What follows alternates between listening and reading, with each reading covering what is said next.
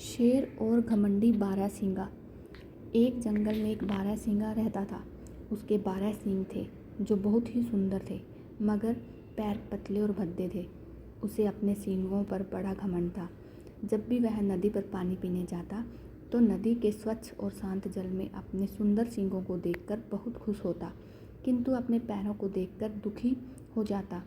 वह हमेशा सोचता कि भगवान ने उसे सींग तो बड़े सुंदर दिए हैं, लेकिन पैर बहुत ही भद्दे, ऐसे पैर किस काम के। एक दिन वह नदी से पानी पी रहा था, तभी जंगल में शिकार के लिए भटकते एक भूखे शेर की नज़र उस पर पड़ गई। वह उस पर झपट्टा मारने आगे बढ़ने लगा। बारहसिंगा को जब शेर की आहट सुनाई पड़ी तो उसने पलट कर देखा।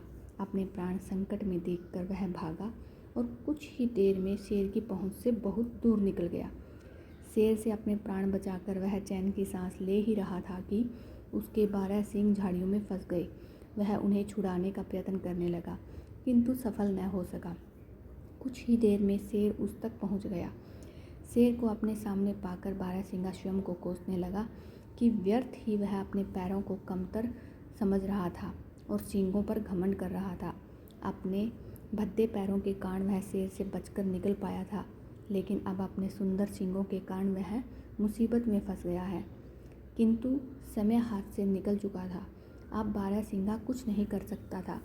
सामने खड़े शेर ने उस पर झपट्टा मारा और उसे मारकर खा गया।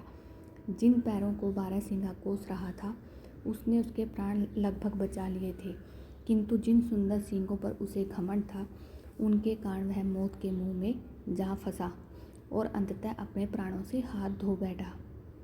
कहानी से सीख। इस कहानी से हमें यह सीख मिलती है कि किसी भी वस्तु का महत्व उसकी सुंदरता से नहीं बल्कि उसके गुणों से है।